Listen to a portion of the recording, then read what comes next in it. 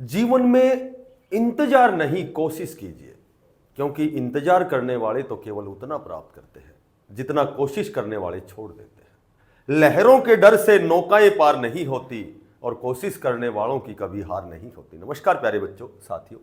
देखो, आज की जो अपडेट है, लेटेस्ट अपडेट कह सकते हैं इसको। कल 5 मई को जो कैबिनेट की मीटिंग थी, माननीय सीएम साहब ने जो कैबिनेट की मीटिंग, मंत्रिमंडल की जो मीटिंग थी, उसमें वैसे तो बहुत से पॉइंट हैं, बहुत से मुद्दे उठाए गए थे, लेकिन चूंकि सारे पॉइंट्स पर यदि हम डिस्कस करते हैं तो वीडियो बहुत बड़ी होती है। तो कुछ एक जो मेन जो पॉइंट हैं, कुछ एक पॉइंट हैं, उन पर हम पॉजिटिव डिस्कस करेंगे।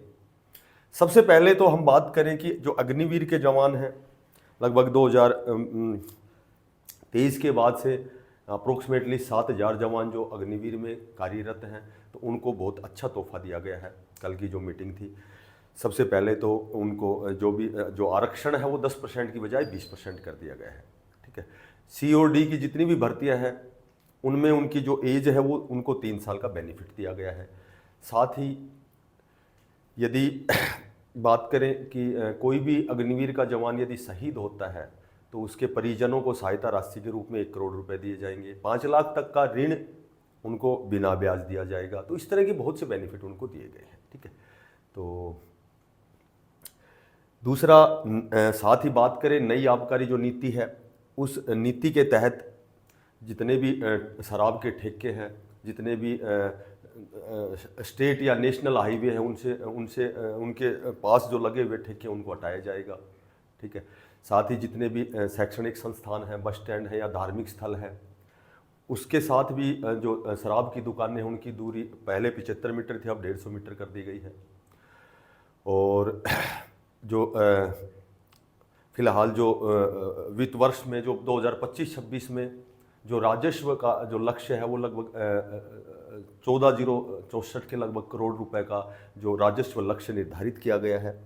अब बात करें हम 0 से 5 साल के जो कर्मचारी हरियाणा कौशल रोजगार निगम के तहत जो हटाए गए हैं, क्योंकि उनके स्थान पर जो ऑलरेडी जो नियमित जो डी ग्रुप के जो कर्मचारी आने से उनको हटाया गया है।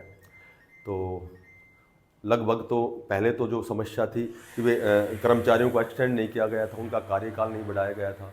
उसके बाद में जो टीजीटी पीजीटी के जो साथी हैं उनको हटाया गया था, तो उनको भी एडजस्टमेंट किया गया है, उनका भी एक्सटेंशन पीरियड बढ़ा दिया गया है।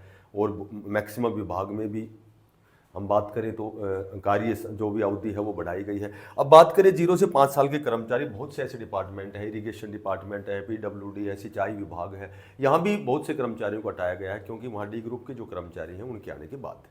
तो यहाँ भी मैं आपको बताता हूँ कि बहुत जल्दी पहले भी मैंने कई वीडियो में आपको बोला है कि बहुत जल्दी इनका लेटर जारी होगा। जो दूसरे प्रकार के डिपार्टमेंट है, सी और डी कर्मचारी, जहाँ सीट वैकेंट है, 24/4 आपको पता है 24 अप्रैल तक HRMS पोर्टल में अपडेट करना था, तो वो लगभग अपडेट हो चुका है।